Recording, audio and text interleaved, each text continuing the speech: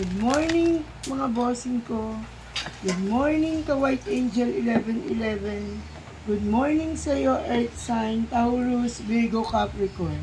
Kung di ka pa nakapag-subscribe sa aking channel, please subscribe. Pindutin mo na rin ang notification bell para ikaw ang unang makanood ng aking reading. Ito ay general reading lamang, kung kaya't hindi lahat ay makaka-resonate sa aking reading. Kunin lamang mga positive energy na tutugma para sa iyo. Good morning sa iyo, Earth Sign.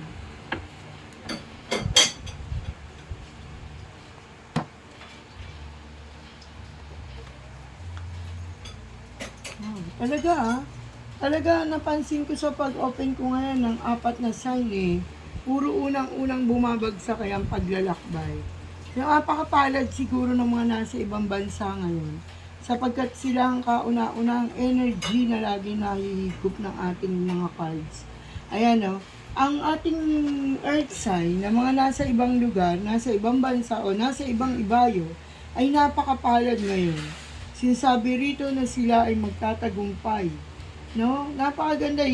Sadyang hindi naman pero pagbukas pa lang kay fire sign, kay water sign, kay air sign, lahat ng mga nasa ibang bansa, energy nyo po ang nakukuha ng ating cards.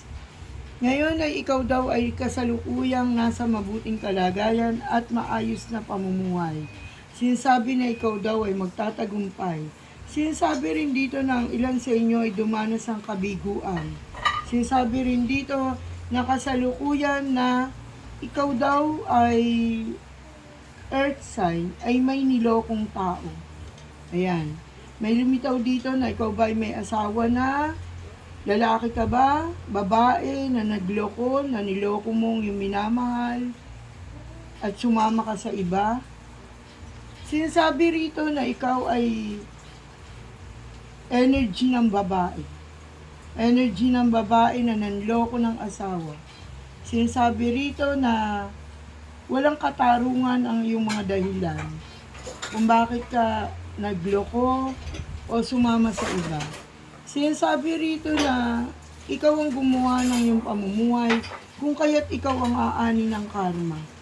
Sinasabi rin dito sa mga may asawa na at magka-partner na kasal ay magiging maligaya habang buhay.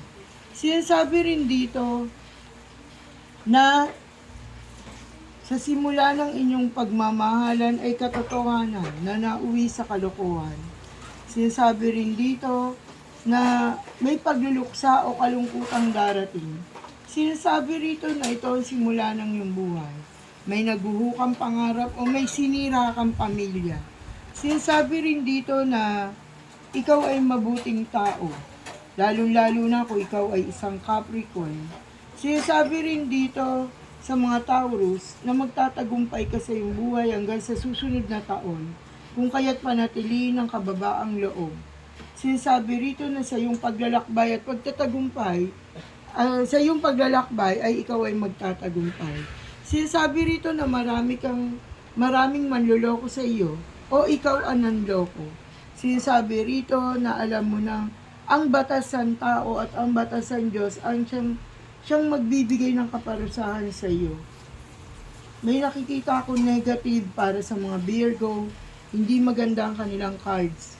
Ngunit sa Taurus at sa ating Capricorn, pagpapala at magandang himala ang nakalaan para sa inyong buhay.